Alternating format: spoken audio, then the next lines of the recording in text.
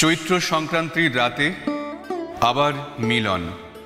মহিষী বললে, দেখলেম নাচ যেন মঞ্জরিত শাল তরু শ্রেণীতে বসন্ত বাতাসের অধৈর্য, যেন চন্দ্রলোকের শুক্লপক্ষে লেগেছে তুফান। কেবল একজন কুশ্রী কেন রসভঙ্গ করলে? ও যেন রাহুর অনুচর, কি গুণে ও পেল প্রবেশের অধিকার? মর্তের অভিশাপে স্বর্গের করুণা যখন নামে, তখনই তো সুন্দরের আবির্ভাব। প্রিয়তমে, সেই করুণাই কি তোমার হৃদয়কে কাল মধুর করেনি? না মহারাজ, না। যাকে দয়া করলে যেত তোমার হৃদয় ভরে, তাকে ঘৃণা করে কেন পাথর করলে মনকে? রসবিকৃতির পীড়া সইতে পারিনি। একদিন সইতে পারবে আপনারই আন্তরিক রসের দাক্ষিণ্যে, কুশ্রীর আত্মত্যাগে সুন্দরের সার্থকতা। অসুন্দরের জন্য তোমার এই অনুকম্পার অর্থ বুঝিনি। ওই শোনো উষার প্রথম কোকিলের ডাক, অন্ধকারের মধ্যে তার আলোকের অনুভূতি। আজ সূর্যোদয়ের মুহূর্তে তোমারও প্রকাশ হোক আমার দিনের মধ্যে, এই আশায় রইলেন। আচ্ছা, কথা তোমার রাখব, কিন্তু তাতে ইচ্ছা তোমার পূর্ণ হবে না। জ্বলে উঠল আলো, আবরণ গেল ঘুচে, দেখা হলো টলে উঠল যুগলের সংসার। কি অন্যায়, কি নিষ্ঠুর বঞ্চনা!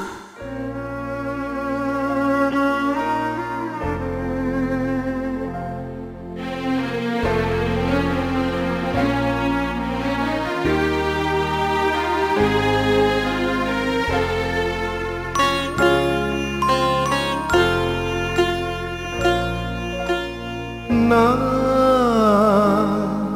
যেও না, যেও না কো মিলন পেয়াসে মোরা। কথা রাখো, কথা রাখো না, যেও না, যেও না গো।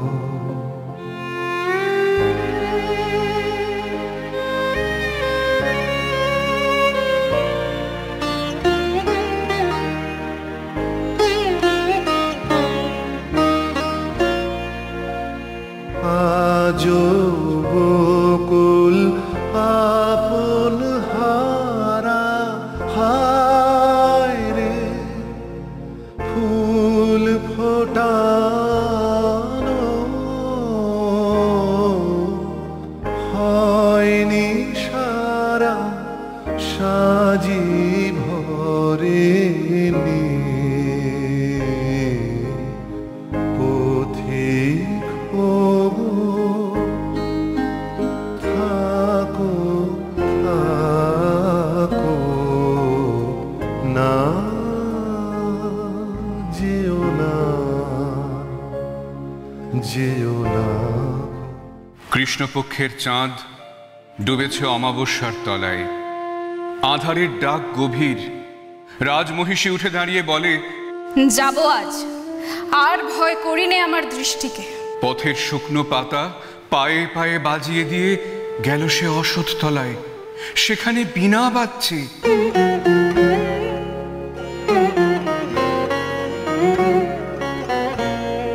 মোর বীণা ওঠে কোন সুরে বাজে, কোন নব চঞ্চল ছন্দে। মোর বীণা ওঠে কোন সুরে বাজে, মম অন্তর কম্পিত আজি।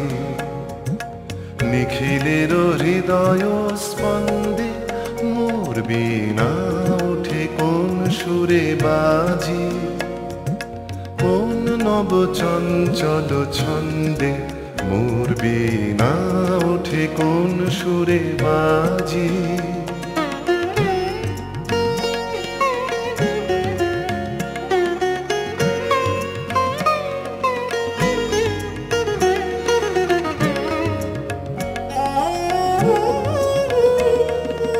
আসে কোন তরুণ অশান্ত, উড়ে বসনাঞ্চল প্রান্ত। আলোকের নৃত্য এতে বনান্ত মুখরিত অধীর আনন্দে মোর বীণায় ওঠে কোন সুরে বাজি, কোন নব চঞ্চল ছন্দে মোর বীণায় ওঠে কোন সুরে বাজি।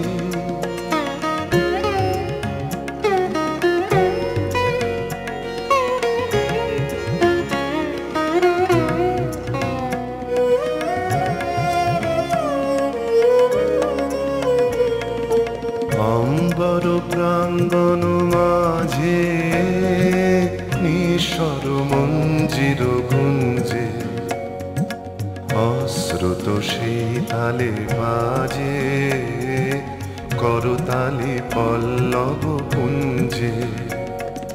কার পদ পরশন আশা তৃণে তৃণে ওর পিল ভাষা, পদ পরশন আশা তৃণে তৃণে ওর পিল ভাষা।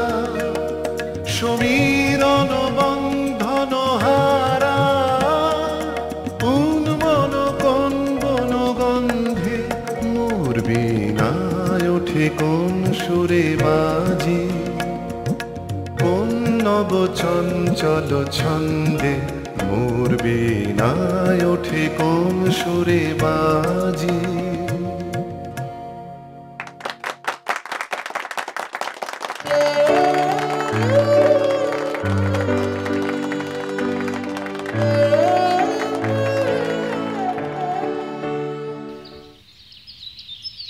এখন আমাকে বলে যাবার কি দরকার আছে? যাবে যাবে, আগে যখন গেছো আমাকে বলে গেছো, এখন আবার হঠাৎ নতুন করে আমাকে জিজ্ঞাসা করার কোনো দরকার নেই। ও, আমি তো এখন আবার তোমার শত্রুপক্ষ। না না না, আমাকে জিজ্ঞাসা করার কোনো দরকার নেই। দেখেছো দেখেছো আমি কেন কথা বলতে চাই না? আচ্ছা মামুনি, তুমি তো আমার নামে কমপ্লেন করেছিলে যে আমি নাকি নিজের ঘরে একা একা থাকি, কারোর সাথে কোনো রকমের কথা বলি না। এবার বুঝতে পারছো যে আমি কেন কথা বলি না? তোমার সঙ্গে যে আমি নর্মাল একটু কথা বলবো সেখানেও তুমি এরকম ভাবে রিয়্যাক্ট করছো, সেটা সহ্য করা যায় না। আচ্ছা আমি তো আগেও বলে যেতাম, তো এখনো বলে যাবো, সেটা তো স্বাভাবিক। হ্যাঁ, বলে যেতে, পারমিশন নিতে না, বলে যেতে ও বাড়িতে যাচ্ছি। কোনোদিন কি জানতে চেয়েছো আমাদের আমাদের সুবিধা অসুবিধে? কোনোদিন কি জানতে চেয়েছো যে আমরা তোমার এই যাওয়াটাকে অনুমোদন করি কিনা সব সময়? কোনোদিন কি জানতে চেয়েছো তোমার মার যে শরীর খারাপ, কত কষ্ট করে রান্না করতে হয়? দেখেছো কোনোদিন? দেখেছো চোখ মেলে? দেখোনি তো? তাহলে তাহলে এখন আর পারমিশন? তুমি চাপে পড়ে পারমিশন নিচ্ছ। তোমার মা বিরক্ত হয়েছেন তাই তুমি পারমিশন নিচ্ছ। আমি ভাবতে পারছি না যে আমাদের বাড়িটা এভাবে বদলে গেল। আমি অ্যাকসেপ্ট করতে পারছি না বাবা। বদলে যাওয়ার জন্য তো আমরা দায়ী নই। আমরা যদি দায়ী হয়ে থাকি তা তুমি তোমার বউকে নিয়ে আলাদা থাকতে পারো। না না, আমাদের বাড়িতে দোতলায় থাকতে পারো, বা ইচ্ছে করলে তোমরা বাইরে গিয়েও থাকতে পারো। তোমার বউ তো আবার এ বাড়িতে থাকতে চাইছে না, সেই জন্য তো চাকরি খুঁজছে। তার তো নাকি এ বাড়িতে দম বন্ধ হয়ে আসছে। সেই জন্যে আসল উদ্দেশ্য টাকা নয়, ও টাকা রোজগার করতেও পারবে না। বাবা সবসময় এই কথাটা বলো না যে আমি টাকা রোজগার করতে পারবো না, টাকা রোজগার করতে পারবো না। মানুষ চেষ্টা করলে সবটা পারে বাবা। হ্যাঁ, আমি এখন স্কুলে চাকরি দিয়ে শুরু করব ঠিকই, কিন্তু তারপর কোটিপতি হবে তো। মা এইভাবে কথা বলছো কেন তুমি ওর সাথে? ও আমি বললে খারাপ লাগে, এখন তোমার বউ বললে খারাপ লাগে না কিছু, তাই তো? ও যা বলে এখন সব ঠিক কথা।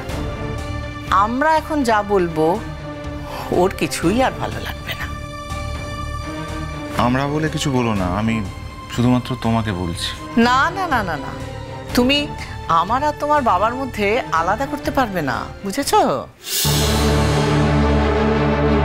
আমি কোনো দোষের ভাগী হয়ে থাকতে পারবো না। এক্ষুনি বাপের বাড়ি থেকে ফোন এলো বলে আমি কেন যেতে দিইনি, কিন্তু আমি যে যেতে দিইনি এটা তো ঠিক কথা নয়। আমি বলেছি ইচ্ছে হলে যেও, আমার পারমিশন নেওয়ার কোনো দরকার নেই।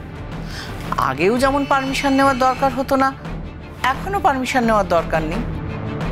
এখনকার এই নাটকগুলো আমার মোটেও সহ্য হচ্ছে না। বলছি আমি না যাব না, তোমার যাওয়ার থাকলে তুমি যাও। চিনি, এখানে একা যাওয়ার কোনো ব্যাপার নেই। আমি অলরেডি গেছি, আমি আর কি করতে যাব? গুনগুন এসছে, বাচ্চাটা এসছে, আমাদেরকে একসাথে যেতে বলেছে, সেই জন্যই বলা। আমিও তো চেষ্টা করলাম, কিন্তু যখন জিনিসগুলো স্মুথলি হচ্ছে না তখন আমার মনে হয় যে এরকম অশান্তি না করাই ভালো। আর আমি এতগুলো কথা শোনার পর আমি ওই বাড়িতে চলে যাব, তারপর এসে দেখবো যে বাড়ির সবার মুখ ভার, সেটা আমি চাই না।